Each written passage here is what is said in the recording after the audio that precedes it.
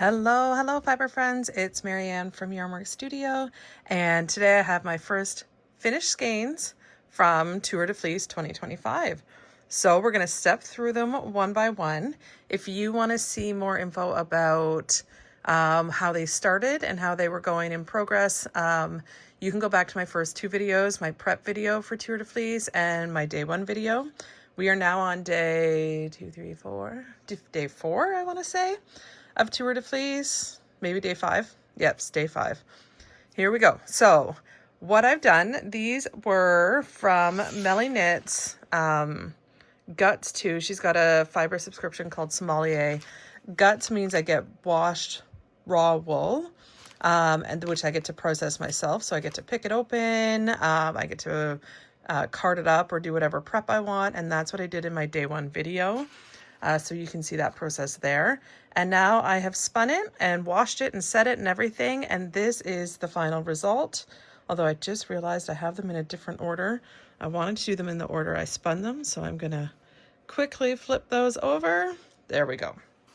Okay, that'll help me stay organized because I have some notes I wanted to sort of take a look along the way. But how this system worked was she gave me these bags full of raw washed wool. And so this one was a Romney, and that's this white one here that we'll talk about in a second. But then all the other ones were half of this white Romney here mixed with other wool breeds of different colors, obviously, because you can see sort of the beautiful natural color rainbow that they've made. So I have them all here with the information, but this is a Romney from Nighthawk Ranch in BC. And I'm going to start there. When we look at it,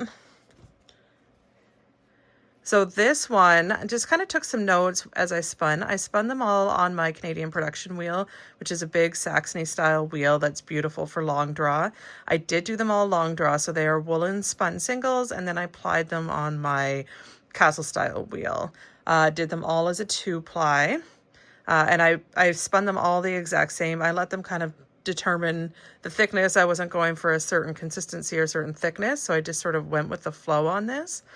And this one is beautiful. So the Romney, kind of my notes on it, I ended up getting 50 yards out of this, which is 25 grams of processed fiber here. It really is beautiful, really balanced. Let me see if I can focus up here a little bit more. Really balanced. I think it would have like really nice stitch definition if you sort of knit it up, which I haven't done, obviously. I do wish I had kept some of the wash locks so we could actually see what the raw locks looked like. But I used it all in true me style. I just dove in and went for it. It was super easy to spin, long draw. It came out as a really consistent yarn. It almost glows, like it has a little bit of a sheen in a beautiful way. I still see a couple little bits of VM in there, which is inevitable. But super excited about this, and a very pure sort of creamy white tone. So then the second one, again, this would be half of this Romney and half of a different fiber. So this was, she called it Colombia. It was actually Colombia crossed with Rambouillet crossed with Corriedale. So it's sort of a combo of 3 different in this one sheep. So it's not blending 3 sheep together, I don't think. I believe it's just, this is the breed of the sheep. It's a cross of these different breeds. And this one was really interesting to me. These locks, and I really wish I had saved them, had they were much more dense locks. Like when you pick them apart, it's really easy to pick them apart, but they have like a density to them. Almost the word I would use is like a gumminess, but not in like a gross, wet way. So it makes a much springier yarn, which is really nice. But I did find it a little less consistent on the long draw spin. Like if we look up close here, let's see if we can find some obviously sort of thicker areas and thinner areas. And again, I wasn't like concentrating on trying to make it consistent. I was just kind of letting it be what it is. And I also find it's almost got a tweediness to it because I did do 3 passes on my drum carder with this and with all the bats when I was making it, but it didn't mix. I probably could have standed to do more if I didn't want these sort of color variations. But overall, it's a more dense yarn for sure. This I got 60 yards out of 25 grams. So I did get a little more yardage out of it. It's just not quite as consistent, but it's beautiful and springy. And the color, it looks more gray on the video than it does in real life. It is gray, but it kind of has an earthy gray going on here. The next one, I keep smacking the thing. Again, low production value, hopefully high quality content, is this little guy. So this is blended with Alpaca from BC as well. So it's 50-50, this white Romney, and then it was a sort of really dark brownish gray Alpaca coming together. And I was surprised how much I enjoyed this one. It was roving, first of all, so picking it open was really easy. I didn't even really need to pick it. It could have been pin drafted roving, I'm not sure, but it came in the form of roving rather than just locks. And it was, well, is the softest by far. When I was doing the long draw on the spinning wheel, and it was also ported long draw, so I'm kind of pinching a little bit, but I'm just pulling back and the twist is going right into the cloud of fluffy locks from the bat. It was like melting, and I don't know if you've done long draw, I think you'll understand what I mean by that. I don't know all the right words at all, but like when I'm pulling back for the long draw, it's just melting into the twist, and it's just beautiful the way that it happened. Super consistent, I would say, on sort of the thickness throughout. It was a beautiful spin. I got 60 yards out of this, and it was only 22 grams. So I'm actually stretching yardage even more on this.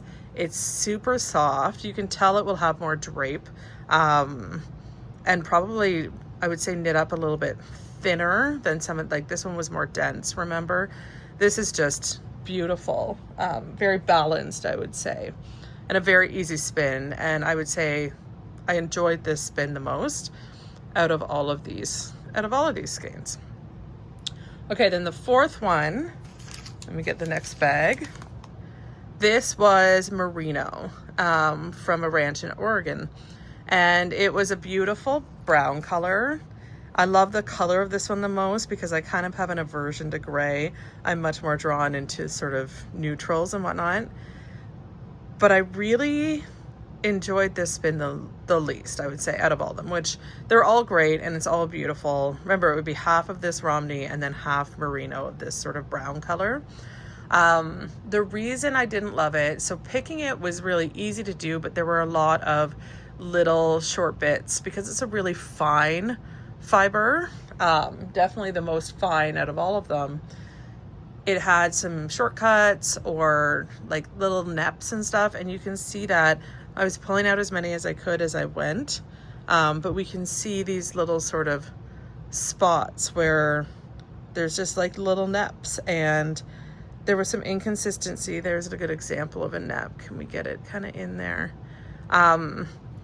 It wasn't the easiest long draw, especially compared to all four of these. I think I struggled with this spin more, but the finish yarn is beautiful. I would also call it gummy, kind of like this one. Like the locks were dense. They weren't as airy. And so it's really full yarn, which is nice. It's dense, but I think it impacts kind of the overall spinning experience, at least from a long draw perspective. I've spun tons of sort of comb top merino, but I spun it worsted with like a short forward draw or something like that. But this just, as long draw, it wasn't my favorite. It was in fact my least favorite, but I would say this is my favorite natural color. So it makes up for what it kind of lacked in the spin with the beautiful color tones. And then last but not least, we have this one, which is the darkest tone that we ended up with. So again, it's half of these white locks. So this was a dark sheep. And this is called Verily, the sheep's name, I think. And it's a Shetland from Washington. And this one, the locks actually had like guard hairs and stuff like that. So they had some longer bits in with sort of the, I can't remember, it's like undercoat, and then it has the longer guard hair, something like that. I'm not a professional when it comes to the terminology, but this spun really nicely, actually. And I really like the combination of the Romney and the Shetland. I was trying to read about them in my fleece fiber, what is it called? Fleece and fiber source book, to kind of understand a little better. But I feel like because they're both similar breeds in I would call them both medium wools. I'm not sure if that's right. Please tell me in the comments if it's not right. But it does, the guard hairs kind of give it a halo. I don't know if you can kind of see that halo. So we've got this. It's probably a little bit of a scratchier wool, but it's still very soft. I would compare it pretty closely to the actual pure Romney here. And it did a really nice even spin. I would say that this one and the Romney probably lean towards a sport weight, just as a 2-ply doing natural long draw, not aiming for any sort of specific weight. This one was 60 yards off of 25 grams. So overall, let's just put these together.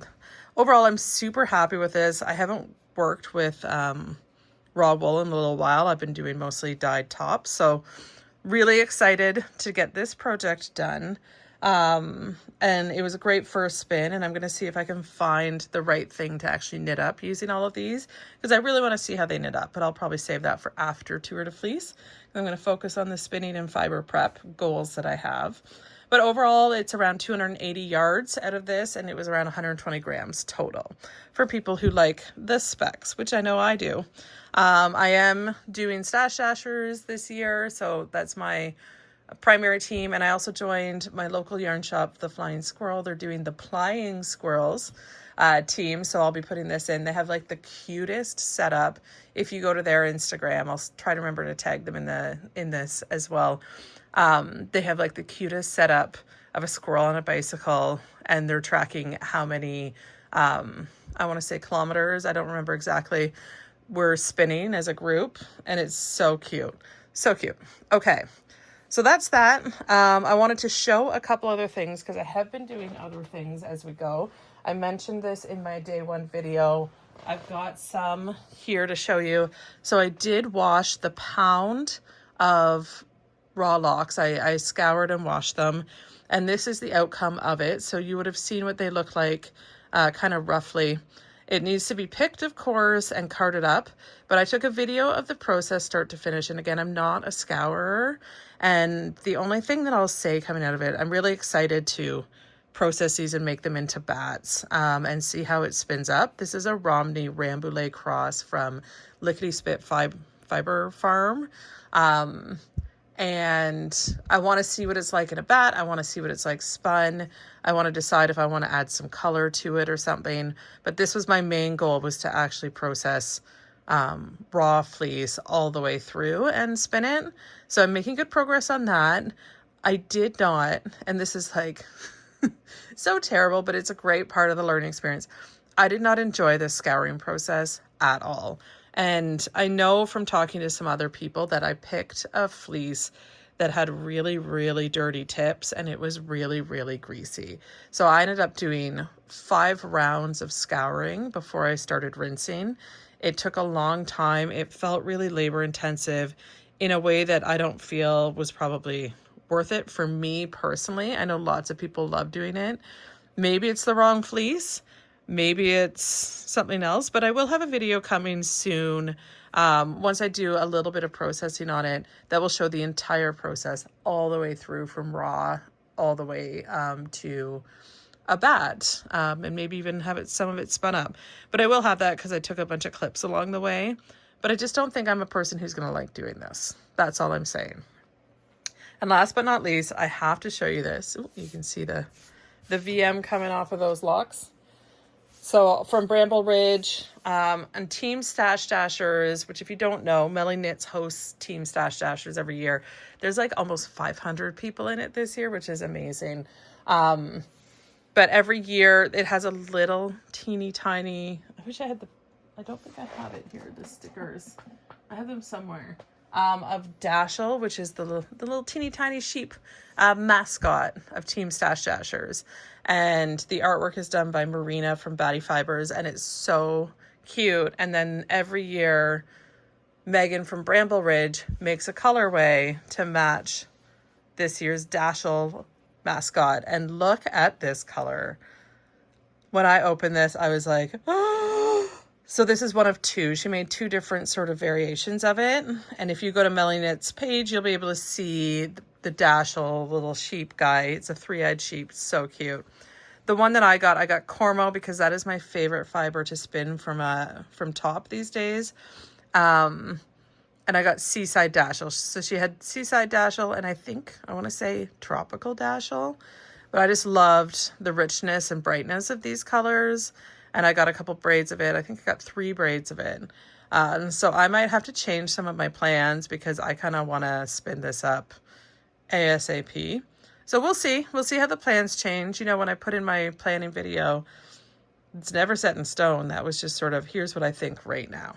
But this is super exciting and super beautiful. And Megan at Bramble Ridge outdoes herself every year.